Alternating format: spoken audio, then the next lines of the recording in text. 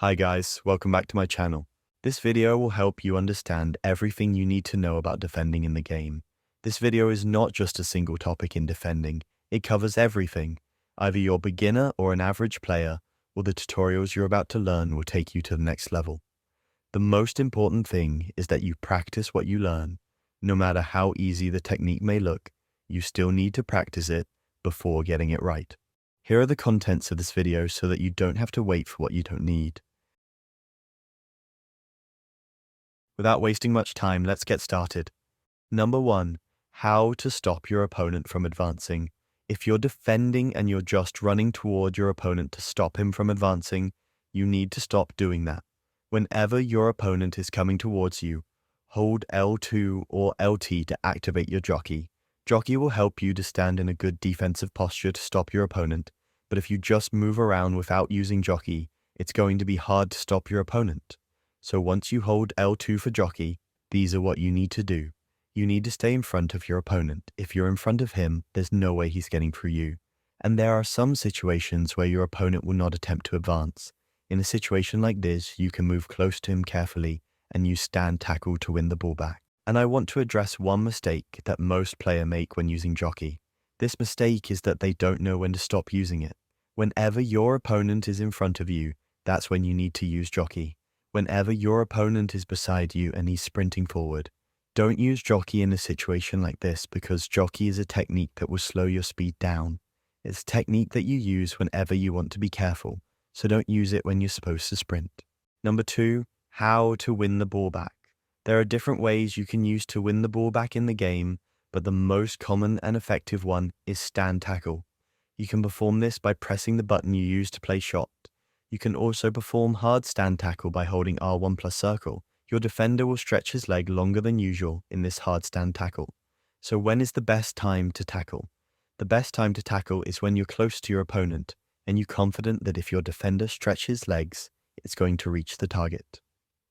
Another good time to make a tackle is the moment your opponent take a touch. Once your opponent take a touch, the ball is going to leave his feet, and this is an invitation for you to make a tackle. Number 3. How to position your defenders. 99% of the players I'm coaching personal training make this mistake. I'm talking about pressing with your center back in the midfield. Most of them claim to know the consequence and yet still can't resist the urge to do it.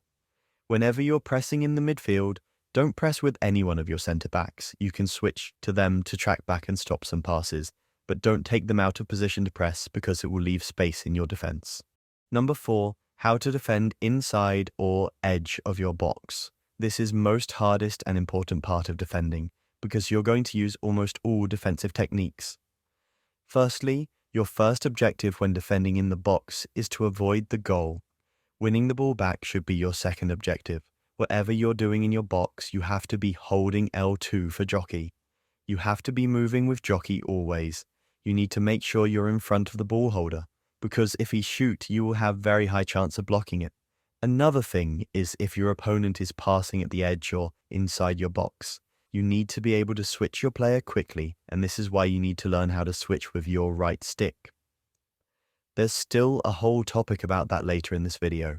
Switching quickly is very important, and what's more important is the second man press. As you're switching to follow the ball direction, you need to use your second man press and let the AI do your dirty work. AI defenders are perfect with jockey. Look at the demonstration on the screen. You will be switching to your defender, and AI will be pressing the ball holder for you with your midfielders.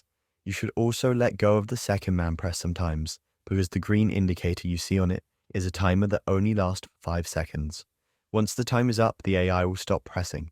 So this is why you need to be switching, holding, and letting go of the second man press. When defending on the box, you will be able to predict your opponent's next move by the direction he's facing.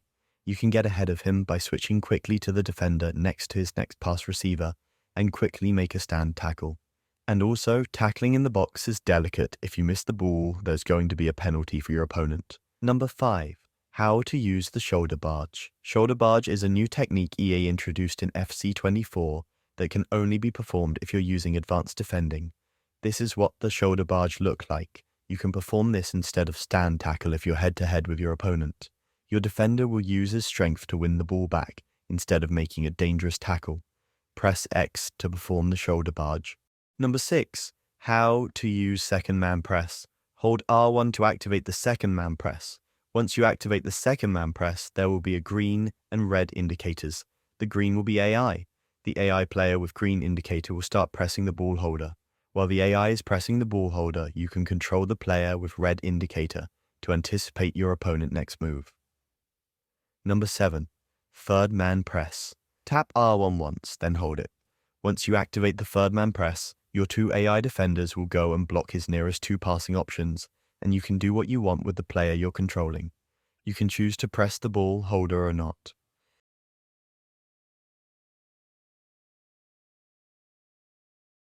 Number 8.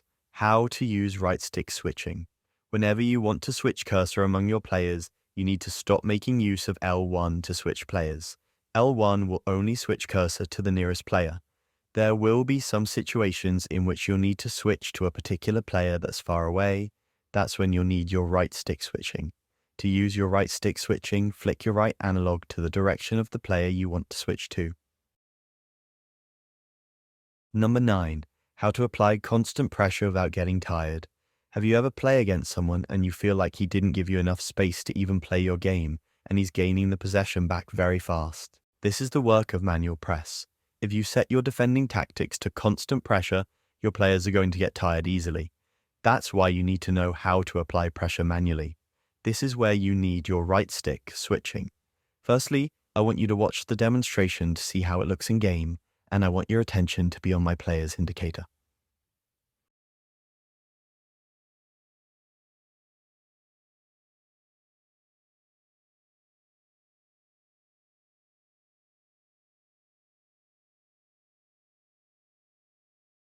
What I want you to see there is how fast I'm switching my indicator. This is the work of right stick switching. You can't do this if you're still switching with L1 or LB. The reason why I'm switching fast is to try and get ahead of my opponent movement. I'm trying to anticipate his pass before he even plays it. I'm switching to my player that's near to his next pass receiver. That's how to apply pressure. When he played the pass to his left back, I've already switched to my own left back, in case he want to play a long pass across the pitch, and I will have better chance of intercepting the pass. And while I've switched the indicator away from the ball holder, I've already activated my second man press, so that the ball holder will not be left alone unpressed. And when he didn't play the ball across the pitch, I've switched back again to try and intercept every possible passes. To have better chances when applying manual press, you should be playing with high depth. Set your depth to nothing less than 75. I'm using 100 depth at the moment and I'm loving it. But before you decide to start using 100 depth, you need to be good at positioning your defenders or else you'll concede a lot of goals.